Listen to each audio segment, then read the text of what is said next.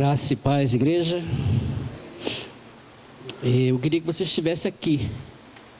Eu estou vendo uma das mais belas paisagens que a graça e o milagre de Deus pode fazer na vida dos homens. Essa igreja, a igreja pela qual o nosso Senhor Jesus Cristo morreu. É uma imagem bonita porque é um milagre estarmos reunidos aqui. E não tenho dúvida que a igreja se reúne porque a graça de Deus nos habilita a sermos igreja. Porque vivemos num mundo tão individualista e a tecnologia tem promovido isso, a individualidade. E a bênção é que estamos unidos à mesa do Senhor. E eu quero falar sobre igreja nesta manhã. Eu convido vocês a abrirem suas Bíblias no segundo volume, do qual Lucas escreveu. O primeiro volume foi o Evangelho dele, o segundo é o Atos. O primeiro volume é Lucas registrando os atos de Cristo. E o segundo volume que ele escreve, o livro de Atos, são os atos de Cristo através da igreja. Então a igreja, ela reproduz ou deveria reproduzir os atos de Cristo. E o texto, ele é pequeno, é a síntese do que Lucas observou nos atos de Cristo através da igreja. É o que a igreja deve ser. Está registrado aí em Lucas. E diz assim o texto: depois do o apóstolo Pedro ter pregado aquela maravilhosa mensagem no dia de Pentecostes ali,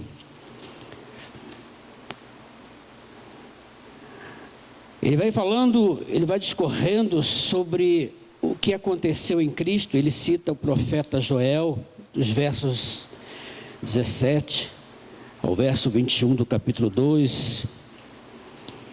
E aí ele começa a falar diretamente aos seus conterrâneos israelitas. Ele vem discorrendo, e a palavra poderosa de Deus, através da boca do apóstolo Pedro, discípulo de Cristo, ele ouve e percebe que as pessoas, ao ouvirem Deus através dos seus lábios, no verso 37 aí do capítulo 2, Lucas registra: quando ouviram isso, que os israelitas ficaram aflitos de coração e perguntaram a Pedro e aos outros apóstolos: irmãos, que faremos? E aí Pedro discorre e diz assim: arrependam-se e cada um de vocês sejam batizados em nome de Jesus Cristo para o perdão dos seus pecados e receberão o dom do Espírito Santo. Verso 39 do capítulo 2: pois a promessa é para vocês, para os seus filhos e para todos os que estão longe, para todos os quantos o Senhor, o nosso Deus, chamar. Verso 40: com muitas outras palavras os advertia e insistia com eles: salve-se desta geração corrompida. E os que aceitaram a mensagem foram batizados, e naquele dia houve um acréscimo de cerca de 3.000 pessoas. E aí que entra o texto, da qual irei, em alguns minutos, fazer algumas considerações. E eles se dedicavam ao ensino, quem? As pessoas que passaram a pertencer à igreja de Cristo. Eles se dedicaram ao ensino dos apóstolos e à comunhão e ao partir do pão e às orações. Todos estavam cheios do temor e muitas maravilhas e sinais eram feitos pelos apóstolos. Os que criam mantinham-se unidos e tinham tudo em comum. Vendendo suas propriedades e bens, distribuíam a cada um conforme a sua necessidade. Todos os dias continuavam a reunir-se no pátio, no templo, partiam o pão em suas casas e juntos participavam das refeições com alegria e sinceridade. E outras versões, singeleza de coração. Verso 47, louvando a Deus e tendo a simpatia de todo o povo. E o Senhor lhes acrescentava diariamente os que iam sendo salvos. Olha aqui, vocês perceberam que eu falei na introdução da mensagem, que o autor Lucas registrou os atos de Cristo através da igreja. Então, se existe um outro título para o livro de Atos, seria os atos de Cristo através da igreja. E onde estão os atos de Cristo através da igreja? Onde estão sendo reproduzidas as ações dos atos de Cristo da igreja, na igreja e através da igreja? Versos 42 e verso 47. Essa é a igreja que deveríamos ser, irmãos. Eu quero ler um diagnóstico teológico, uma visão teológica contemporânea do que é a igreja hoje. A igreja ele comparando a igreja contemporânea com a igreja de Jerusalém, ele diz assim: a igreja de Jerusalém julgava doutrina e vida. Tinha doutrina, mas a vida dos crentes endossavam a doutrina. Credo e conduta, profissão de fé, de que creio em Jesus e temo a Deus sobre todas as coisas, mas eu tinha uma conduta. Palavra alinhada ao poder. Qualidade, a que tanto almejamos, quantidade. E ele diz, o teólogo: hoje vemos igrejas que revelam grandes desequilíbrios.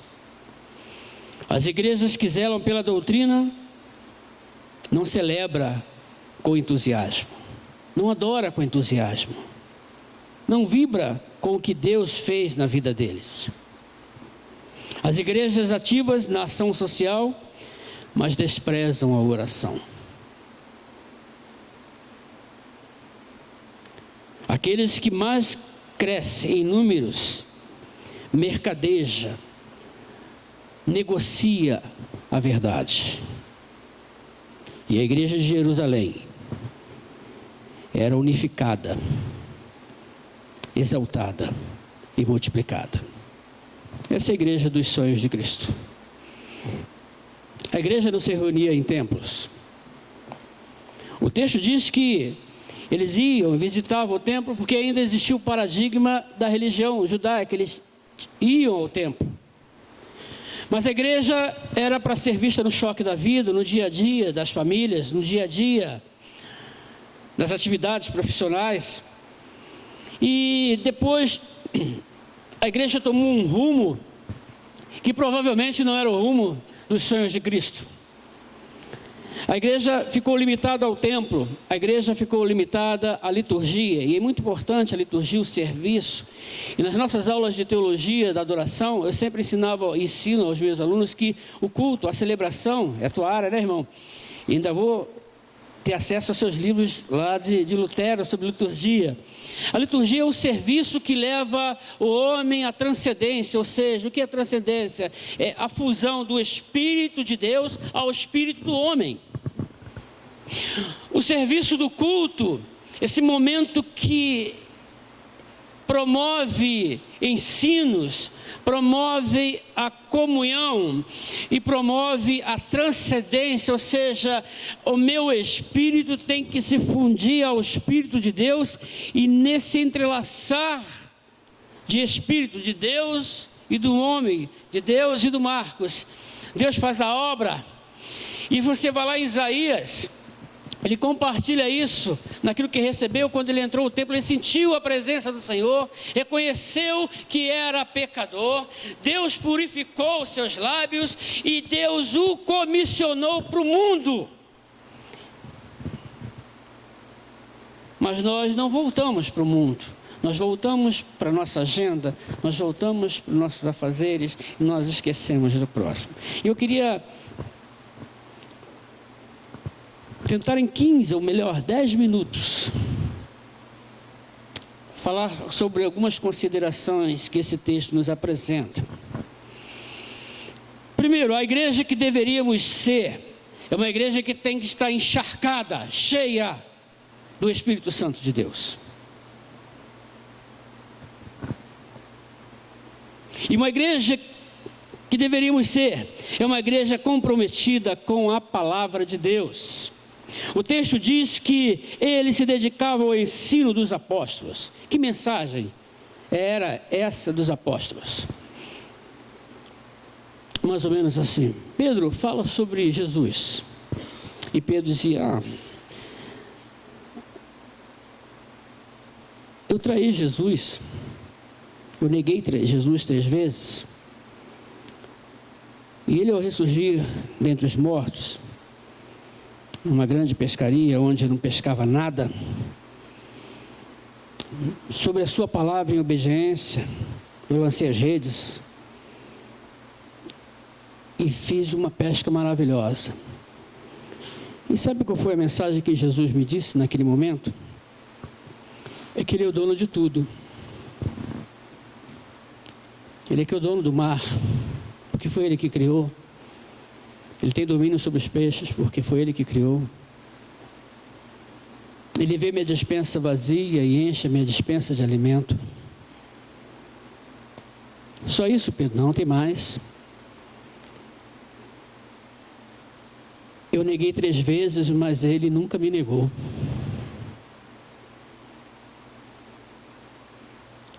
Mas Ele não estava preocupado com o que eu fiz, Ele estava preocupado com o que me tornei. Me tornei um derrotado, um homem cheio de culpa. Eu era um caco humano. E Ele me fez 3 perguntas. Pedro, tu me amas? E eu respondi: claro, Senhor, eu te amo. E Ele insistiu: Pedro, tu me amas? E eu insisti: claro que eu te amo. E Ele respondeu e falou: cuida das minhas ovelhas, cuida da minha igreja, cuida dos novos discípulos que surgirão. Insistiu: Pedro, tu me amas? E Pedro, quebrantado, diz assim: Senhor, tu sabes de todas as coisas. A última pergunta, as 2 perguntas, Jesus usou o verbo do grego philéu. Pedro, tu é meu amigo, tu é meu camarada? E Pedro respondeu: sim, eu sou seu amigo, eu sou seu camarada. E a segunda vez: Pedro, você é philéu, você é meu amigo, meu camarada, meu colega de ministério? Sim, eu sou tudo isso. Mas a última pergunta: Pedro, ágape-me. Tu me ama incondicionalmente? Você daria a vida por mim? Você morreria por mim? Você me seguiria fielmente? E aí Pedro responde: Senhor, tu sabes de todas as coisas. O que Pedro estava ensinando à igreja de Jerusalém é que, na mesma proporção que erramos, Deus nos restaura. Na mesma proporção que eu nego Jesus, Ele me dá nova oportunidade. E Pedro pregava isso. E a igreja de Cristo precisa pregar isso. Precisa pregar que Jesus Cristo, Ele acompanha a nossa história. E por acompanhar a nossa história, nos comprometemos com a palavra poderosa de Deus. A igreja cheia do Espírito Santo que deveríamos ser, ela é perseverante na oração. É uma igreja que caiu em si, de si, e aprendeu que depende integralmente de Deus do que dos seus próprios recursos. Como pastor, a gente é desafiado o tempo todo a lidar com a quantidade financeira. E eu fui pastor da esposa do vice-presidente da Porto Seguro. E num café do vice-presidente da Porto Seguro, um belo de um café, ele perguntou: vocês, pastores, são os maiores administradores da face da terra. Eu falei assim: muito obrigado. Como é que vocês conseguem dividir tudo? Como é que vocês conseguem dividir o orçamento? Eu quero te corrigir, eu queria dizer uma coisa para o senhor. Lá na igreja não se divide nada, lá na igreja tudo se multiplica. Mas como se multiplica? Quando a igreja unida está em oração.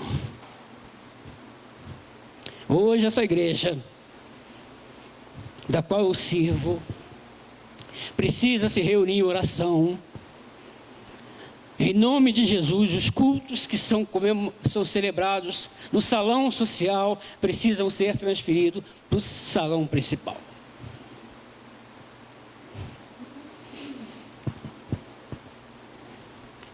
Pai provedor, olha para mim aqui nessa manhã. Você precisa orar para o pão nosso de cada dia na sua casa. Mãe, olha para mim. Você precisa orar para que Deus te dê sabedoria e ser uma mãe idônea que edifica o seu lar. Filhos, olha para mim, vocês precisam vir na oração e aprender com seus pais que nós dependemos somente de Deus. Uma igreja cheia do Espírito Santo é uma igreja unida em oração. É uma igreja que se quebranta em oração. É uma igreja que não tem oração como a última opção, mas é a igreja que tem oração como uma única opção.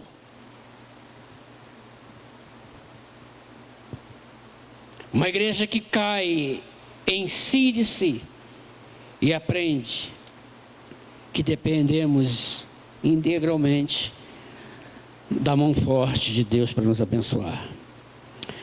A igreja que deveríamos ser, a igreja cheia do Espírito Santo, tem na agenda do dia se aprofundar, aperfeiçoar na comunhão, nos relacionamentos. Eu sou calouro nessa igreja. Eu não conheço com profundidade cada um, e não tenho intimidade com cada um. Mas eu procuro entrar. Tem um grupo formado ali, eu entro naquele grupo. Eu quero sentir você, eu quero ouvir você. Essa semana eu recebi um casal maravilhoso lá em casa. Levou um bebê na sala. E como foi bom aquela noite. Não é isso, Rafael? Nossas famílias se entrelaçaram, contaram histórias da graça de Deus sobre a providência e os recursos que recebemos todos os dias. O texto diz que eles tinham tudo em comum e vendiam os seus bens e compartilhavam. E o que eu estou dizendo é para que você vende a sua bela casa de campo e não é isso que eu estou falando. A filantropia diz assim, o que você precisa? Aí você diz assim, eu preciso de R$500 para comprar a refeição da minha família esse mês. E aí a filantropia diz assim, não, nós não temos 500, nós temos 100. Poxa, quem não tem nada, o pouco é muito. Isso é filantropia. Mas a igreja não. A igreja diz assim, o que você precisa? Eu preciso de pão e remédio. E a igreja providencia pão e remédio.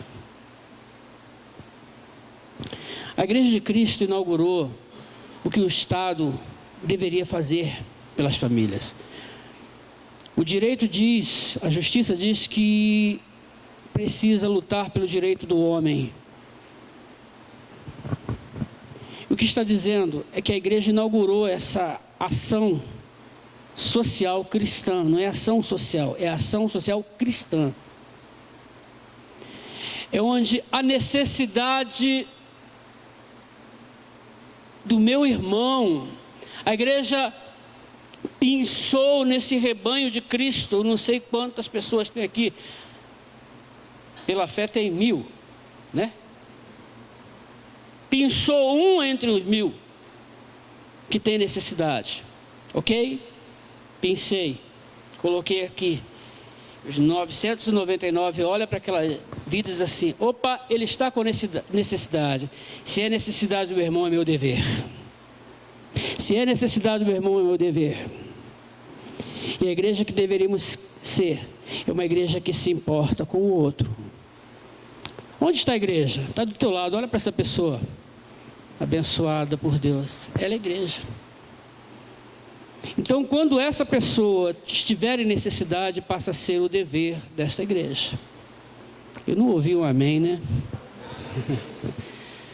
Os pentecostais ensinam muita coisa, gente. Uma vez eu estava dando aula na igreja pentecostal, no seminário, e aí eu fui ilustrar que eu recebi uma família que veio apresentar o filho dentro da igreja, e eram pessoas da Assembleia de Deus, pessoas vibrantes na maneira de celebrar, e eu imitando, e eu pregando, e o pessoal diz aleluia. É muito bom pregar com torcida organizada, né?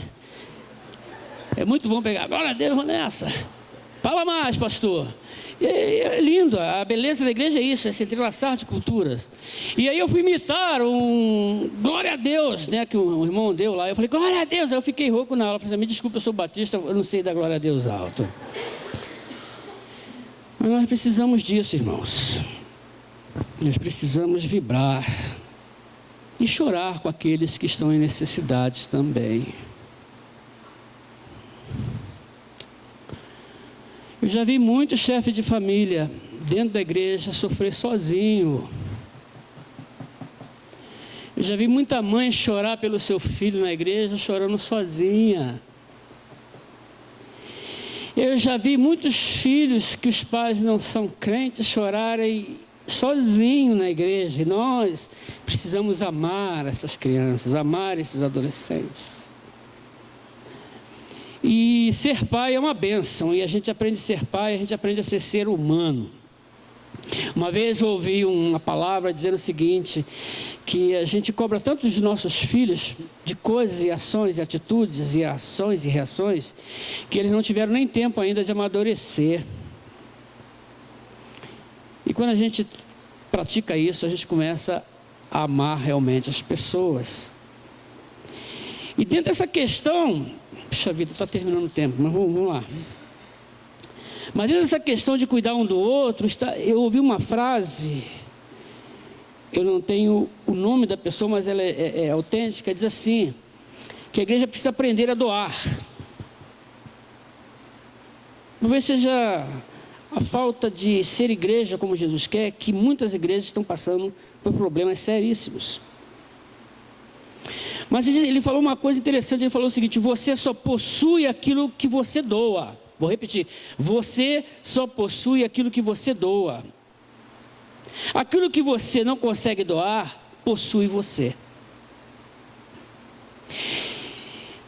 E a igreja primitiva, ela venceu e derrubou um Deus poderoso que se chama o Deus Mamon. Tem muitos cristãos da igreja contemporânea que, sem perceber, não tem Deus Javé, Deus Todo-Poderoso, mas tem o Deus Mamon. Só faz as coisas se tiver dinheiro, só doa se tiver dinheiro. Uma vez, num planejamento de aniversário de uma igreja que eu pastoreava, eu apresentei o orçamento para o ano e para as atividades, e um irmão levantou irascível e disse assim, pastor, fé é isso aqui, ó, dinheiro no bolso. Paramos a reunião, oramos pelo irmão, e hoje ele está na glória, mas eu creio que aprendeu que a fé precede a ação. Irmãos, a igreja que Jesus quer ver aqui hoje é uma igreja que aprende que tudo é dele e de Deus. Segundo amém, amém, irmãos? Terceira consideração, numa igreja cheia do Espírito Santo,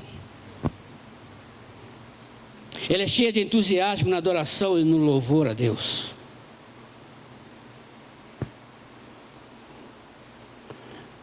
Eu não posso falar muito do meu time, Fluminense, mas quando meu time faz gol, eu vibro,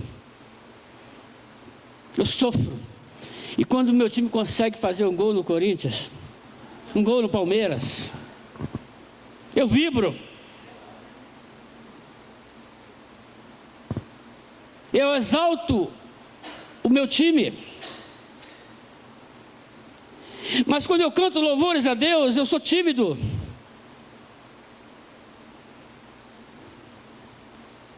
Uma das coisas que eu mais gosto de dizer para minha esposa e para meus filhos, eu te amo. E nós não falamos isso em nossas celebrações.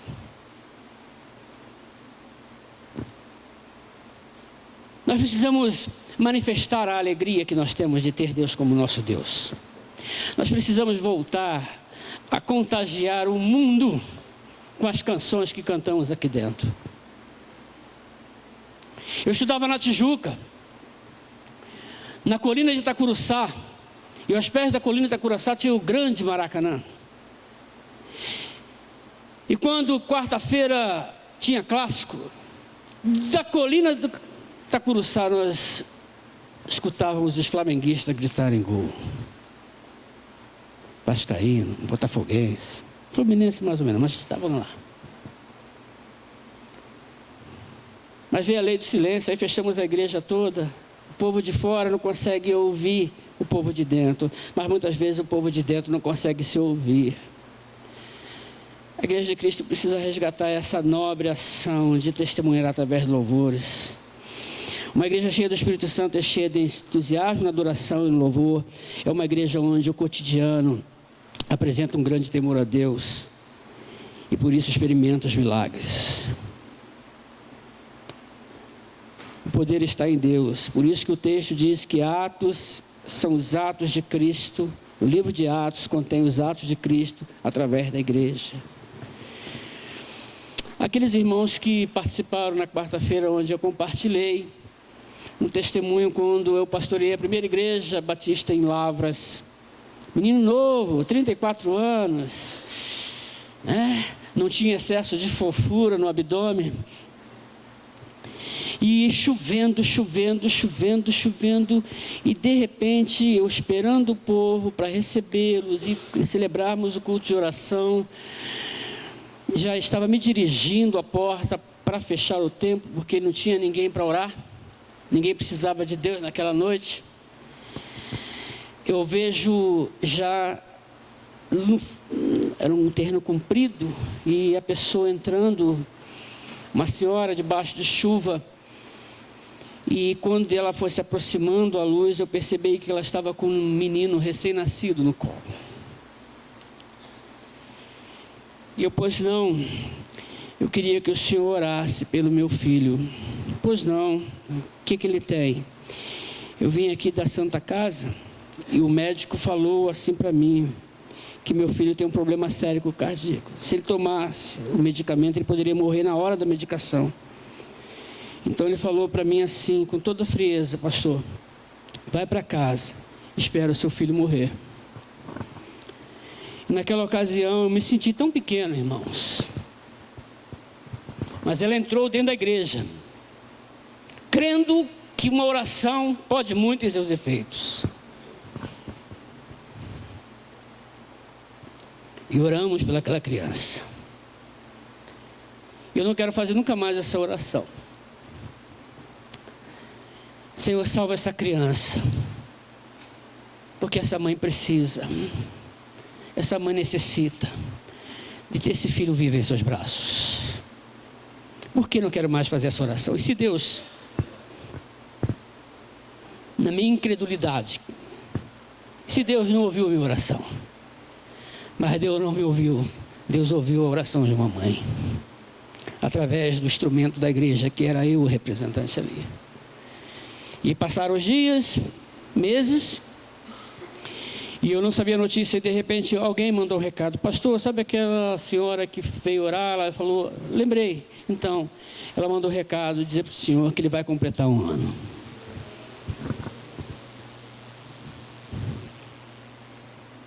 Uma igreja que tem coragem para entrar no choque da vida e orar. Orar por uma comunidade que está cheia de dinheiro, mas vazia de Deus. Orar pelos filhos dessa geração que estão indo a boate se drogar.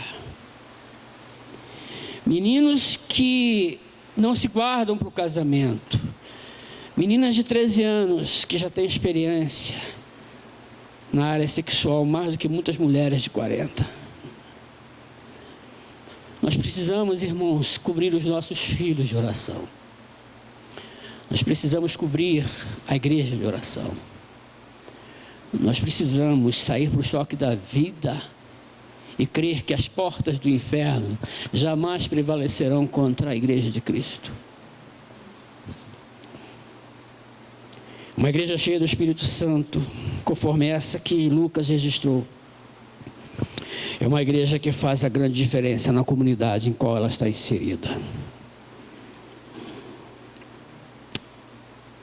Respeitando o meu pastor, que é o pastor Neilson, ele me conhece, por isso eu vou falar isso. Eu pergunto, se essa igreja vendesse todo o seu patrimônio e se transferisse de lugar, essa comunidade sentiria a falta dessa igreja? Uma pergunta que eu queria levar para casa. Eu concluo a minha mensagem antes de celebrarmos a Igreja de Cristo, o memorial da ceia do Senhor. Vamos ser igreja a partir de agora? Mas igreja não com CNPJ, institucional, mas a Igreja de Cristo, que faz a diferença aonde ela está.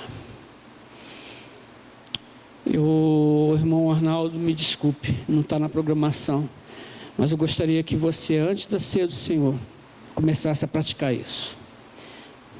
Forme uma dupla de oração aí, ore pelo seu irmão que está do seu lado. Ore pela vida dele, não precisa ser orações. Ora objetivamente. E funde sua vida, a sua história, a história do seu irmão ao lado. E em comunhão, e através da intercessão, sentemos à mesa, a qual o Senhor já está sentado. Eu estou vendo uma irmã sozinha aqui e uma aqui. Isso. Tem um irmão só aqui na ponta. Eu não gostaria que ninguém estivesse sozinho nesse momento. Tem o meu irmão aqui, que foi o primeiro a chegar hoje de manhã aqui no templo. Isso. Vamos orar.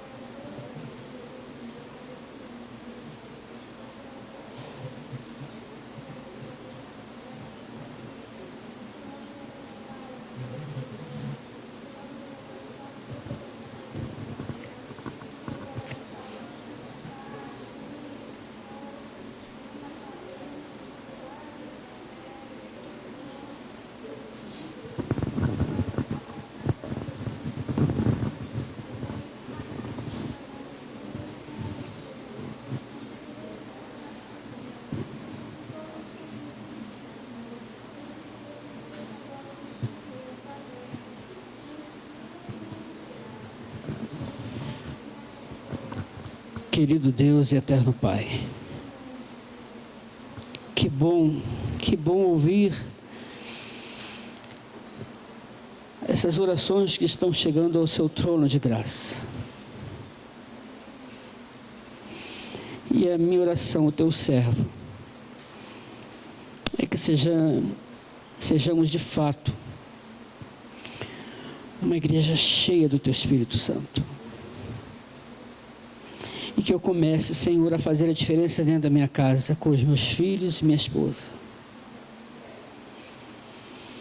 Que esta celebração que estamos prestando, ela continue contagiando as pessoas do lado de fora deste templo. E que muitas outras pessoas venham estar à mesa do Senhor, celebrando a vitória de Cristo na cruz do Calvário. Obrigado porque a tua palavra não volta nunca vazia. E com certeza fomos incomodados com o teu amor nesta manhã. Fomos constrangidos pela tua graça. Obrigado porque somos igreja. Obrigado porque o Senhor nos separou para continuarmos a missão a qual o Senhor confiou a Jesus Cristo, que é a proclamação das boas novas de Cristo. Em nome de Jesus. Amém.